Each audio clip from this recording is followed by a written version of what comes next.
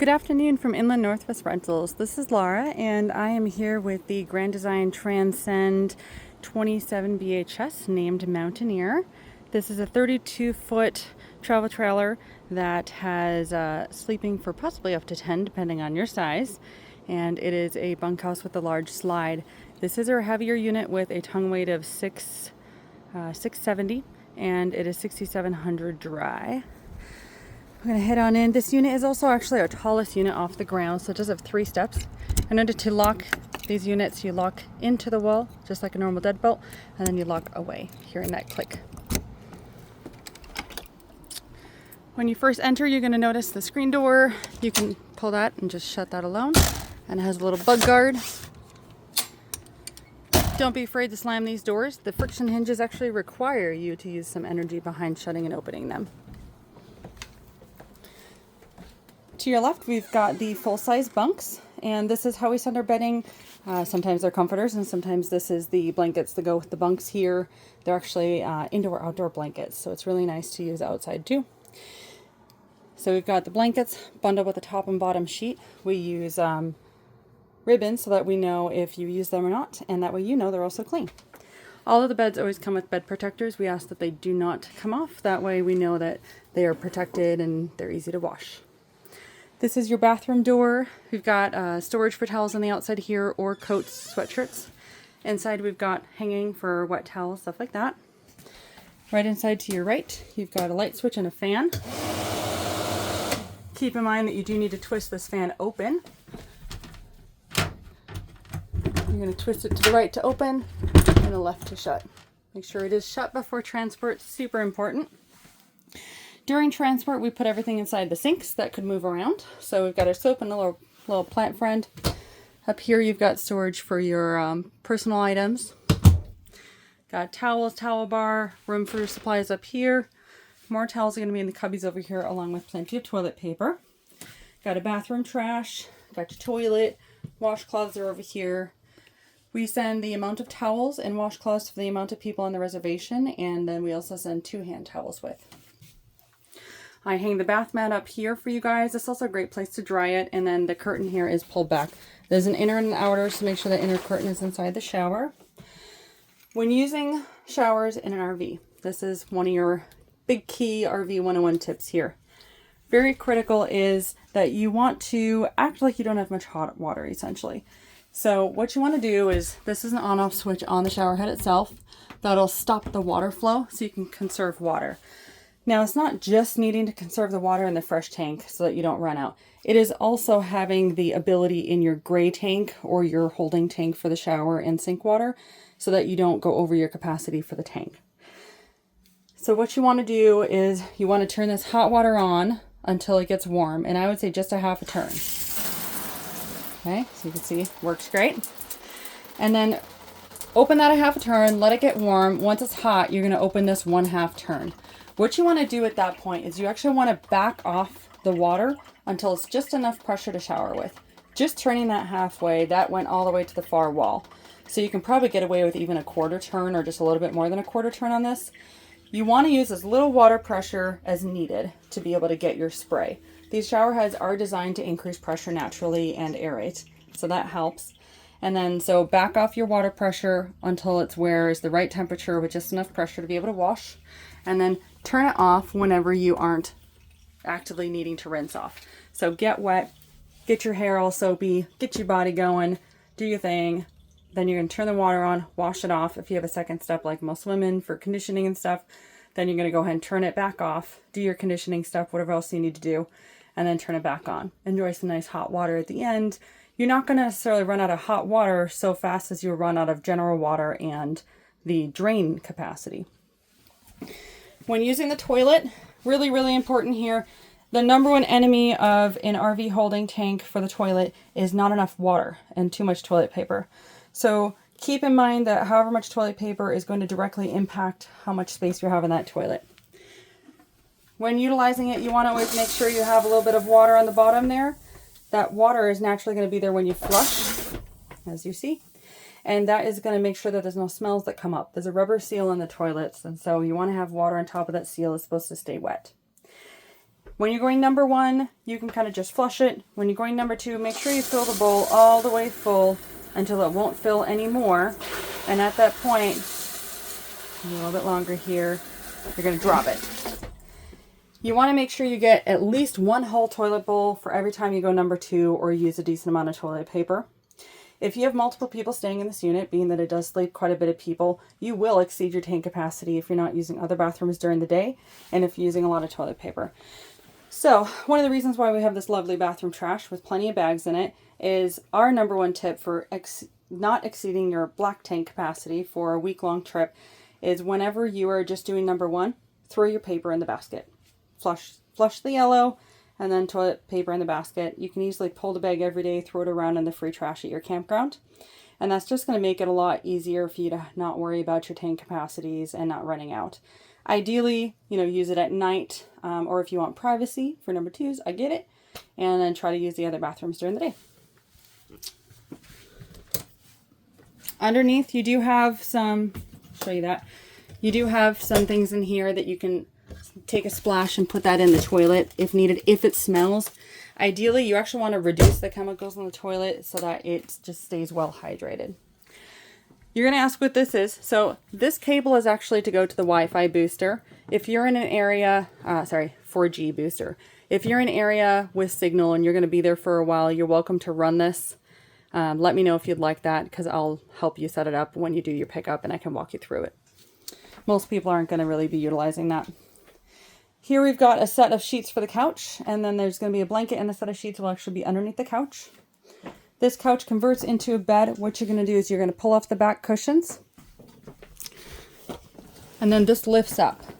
So when you pull off this back cushion, this is going to lift up, and then this part lifts out. Underneath, there's legs, so you're going to pull up and out. And then you're going to flip these legs out. That's going to be your support for the front of when it's a bed like that. And then this cushion here, it flips downward. And then that's going to create your bed there. And that is somewhere between a double and a full-size bed. It does sleep 2 adults comfortably. Some people like to sleep their head near the window. Some people like to sleep with their head on the other end. It's just going to depend on your comfort. It's not too bad. So it's really definitely an option for adults or kids. And then that also comes with the blanket, of course. For the dinette, in order to convert this into a bed, which this is a pretty roomy dinette, you're going to firmly lift up on the top of this table. That's going to pop out, and then you're going to set it down onto these ridges and make sure it's seated flat. And then these cushions come out, and you lay them all flat to make a bed. This is an extra wide twin, essentially, and it can easily sleep 2 kids, 1 adult, stuff like that. There's a twin sheet set there. And then in the master bedroom, this is a true queen here. And this is, I'm also going to be adding the blanket here. So again, that'll be bundled. That's a queen set with a comforter in here that's all season. And you've got a lot of headspace in here. This unit is the tallest inside by far. I'm 5'4", and I can barely reach this. This is another vent cover you can twist open for airflow. And then your roof vents do have some air conditioning flow here too. So you got closets here. There's lots of storage above the bed. We always have a bed protector on. Again, make sure you leave that. There's additional 12-volt charging spots here so that you can charge your phone at night off the battery. And then around here we got the kitchen, trash can, sink. All right, this is a big one. When you wash dishes, the other thing that we run into is that people will run out of water or they'll fill their kitchen gray tank because they're using a lot of water washing dishes. What I recommend is to plug your sink with these, and you want to run water, do about 1 inch of water, and then you want to put soap in here and get everything just like soapy. So 1 inch of water, soap, use your lovely Scrub Daddy. It's firmer when it's cold and it's softer when it's hot, and it won't scratch pans. And you want to get everything washed and just get everything super clean. And then what you want to do is turn this water on just a little bit. By doing that, you turn the sprayer on and even reduce that a little bit more. You want the spray to just be able to have normal pressure like this. And then rinse everything off with the sprayer in this mode, and you will save so much water. You definitely can't just leave the water running in an RV when you're washing dishes. It just does not work. It's just not feasible. You have to have full hookups at an RV park or, you know, at a home to be able to do that. And then you've got a dry mat here. You also have this rack. It's actually a bottle rack, but it works really great for hanging cups, and then you can lean plates up against it. You've got your oven mitts down here, cleaning supplies, wet, you know, the Swiffer wet pads, bags. When you travel, make sure all of this goes inside of the sink. Otherwise, you have a hot mess. Up above the sink, you've got coffee fixins, got your spices, got cups. There's a tiny mini percolator, room for your stuff. Up here, got bowls, small plates, big plates. There's always enough for the number of people on the reservation. Coffee mugs, and then another organizer here. You can take that in or out. And another tip here is, another way you can wash your dishes is to take this big mixing bowl and use that to do soap water. Usually when I'm camping, I actually have a 5-gallon jug of water with a spigot, and I use a bowl, and I wash my dishes outside, and I just like scrub them either just in the air or over the bowl with the brush, you know, and soap. And then I rinse them off using the spigot, and I don't even use my water inside for washing dishes. I save that for like hand washing, and I might take a shower, stuff like that. The other thing to mention is fill your water bottles from the campground itself, and fill your water bottles using the spigot instead of using the RV water. That'll also save you a lot of water. And then this unit has 400 watts of solar and 400 amp hours of lithium battery. It also has a 2000 watt inverter. The inverter is absolutely off limits for air conditioning. You will burn out the AC motor, and you are responsible for that, and it is not cheap. So no AC use unless you're using one of our 30 amp generators or you're plugged into a 30 amp dedicated power source that is not shared. If you do want to use the inverter to run like a CPAP, which keep in mind, this is an extra item. This is not guaranteed. If there's some sort of an issue with your battery capacity because you're not charging it, or an issue with the inverter, we ask that you make sure you bring your own power source if you have a medically necessary device. You know, we're not going to be responsible for guaranteeing a inverter off a solar, you know, portable RV on batteries to work for you. Generally, it will work fine, but make sure you have a backup source like a Jackery or something like that for your own use. Make sure you have this off when you're not using it, because it's hard to see here, but it actually pulls amps even when it's not in use. So you want that light to be off unless you're actively using it at night. Over here, you're going to see there's this little cell phone. This phone, the only reason for it and the only thing it can do is it's going to tell you your battery charge. So when you open this up, it says state of charge is 100%. So currently these lithium batteries are at 100%, and there is no need to charge it right now. So make sure that if you hit 50%, you definitely need to run the generator for a couple hours. Keep in mind that the bigger the battery, the longer it takes to recharge. So if you're actively using the batteries, you see that they're even getting down to like 60%, make sure you're running that generator and charging it, and run that for a couple hours. It only takes an hour or two to cool down the RV itself. And then the thermostat is right here along with the light switch. So the thermostat, you're going to put it onto high fan cool. We're just going to try to start, so I'm going to turn it off. And then you're just going to set the temperature that you want it to go to. Make sure you don't crank it down super far. You know, set it to 67, let it do its thing. It's not going to get any colder any faster by doing it any other way. So now in here, we've got your utensils to eat, scissor, knives, stuff like that. Then you've got everything you need to cook, along with s'mores sticks. One thing to keep in mind is you have a lighter in here for a reason, and it's not to light your fire outside. This RV, the spark mechanism in here no longer works in that regard. So when you go to light it, you're going to use it just like a propane grill outside at your house. You're going to press and turn. You'll hear the propane start, and you're going to light it with the lighter itself. The oven is a pain in the butt to light. You have to do like a lot of couple things to get it to light. I don't recommend planning on using the oven. We have an air fryer for you guys. So if you do want to use the oven, you're going to push and hold on this pilot for a solid minute. And then while you're holding it with your other hand, you need to open the door and reach underneath and light it with the lighter near the back. Again, pain in the butt. You can try using this, but I can't guarantee that that will work. And then once it's lit, you're going to turn this and you'll get a nice big flame. But again, it's definitely a pain in the butt. Here's the microwave. Microwave is 1500 watts. That means it's about half the amount of your 30 amp capability of the RV. You cannot use the microwave when you're using the air conditioner. So please keep that in mind. You'll pop a breaker and you got to reset that breaker. If you do pop a breaker, this is the breaker panel to the right of the fridge. And then here's your AC 120 breakers, just like a house. Underneath your fridge, you've got more cooking items in here. So you've got things that you can cook on the burners outside. You could use those in the stove. There's a big pot you can boil with. Refrigerator. It's cold right now. Make sure it clicks. Freezer. Got ice cubes forming for you. Up here, you're going to turn the fridge on and off with that button. If it's on auto, it's going to run on gas or the shore power. Right now it's plugged in, so automatically selected AC. It does run more efficiently on gas, and if you're going to be using a lot of electricity running the AC, I recommend leaving it on gas only mode, and that will be extremely efficient and nice and cold. Over here you got the refrigerator, oh my gosh, the TV. This does have a Fire Stick. The Fire Stick remote is right here, along with the TV remote itself. So turn on the TV and then turn on the Fire Stick. We don't provide free logins, but we do provide the Fire Stick so that you can turn on your hotspot and you can log into your Netflix and stuff. Like if it's raining, you have great options. Here's a level. In here you have lots of storage for all sorts of stuff that you might want. There's a little box you can put items in if you need. We've got cubbies, so like each one, a kid can each put their stuff in here if you want. Here is your air fryer.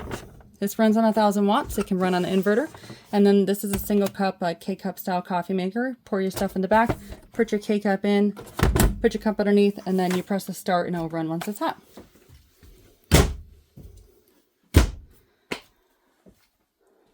That is pretty much it on the inside. I do want to show you the control panel in the slide room. So number one rule, never ever ever leave the slide partially out, and if you start to run it out, you must run it all the way out. It will get the mechanisms off, and it can actually make the motors not align, and it can cause leaking and or the slide to not run in. So very critical. Make sure when you get there, you want to level first. You want to put the stabilizers down and then run the slide out. Make sure you have about 4 feet for that slide to go. So when you're pulling into that site, you need to keep that in mind, that your driver's side needs 4 feet on the left side, free of any trees and major branches.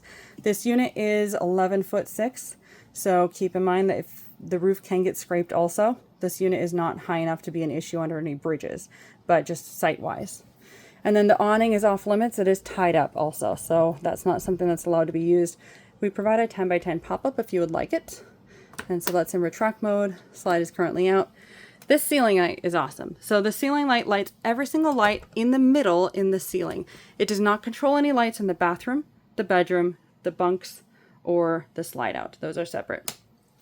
And then this is a motion sense. You can turn out a motion sense or all the way on. So that's pretty cool. And then you have the water pump, which is required to actually utilize your water, which you heard running earlier when I turned the sink on.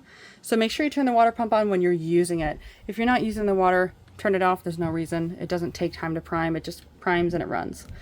This has a water heater that runs on gas and electric. If you're going to be wanting hot water to wash your dishes, you can turn the gas water heater on. However, if you're going to run the generator and if you're going to take a shower or something like that or wash dishes while you're running the generator, leave it off, save yourself propane, and just turn on the electric water heater. It takes 30 minutes to be like the whole tank hot or so that you can take a shower. In 10 minutes you'll have some hot water and you just turn that right on. And that will automatically kick on when you plugged in. This battery level is not accurate to the battery on the front. It might read full the whole time. So that is not something you trust. This is your fresh water, which it will be full if you want it to be full. Black tank is always going to read 1/3 because it's not brand new. It could even read 2/3 even if it's fully empty. So keep that in mind. Gray tank, gray tank. This has 2 gray tanks and they actually drain into each other. And then they exit using the same valve at the very back. And then up here, kind of cool, you've got some lights. You can turn on these LED lights. You just need to plug them in. And then You can set your light that you want to use and pick your color. Super fun, uses very little battery, great to turn on at night, so that way you can utilize that. So I'm going to leave these separated so that it's not drawing power if you don't want it to. You just got to plug them into the little teeth over here. And that'll be it for inside.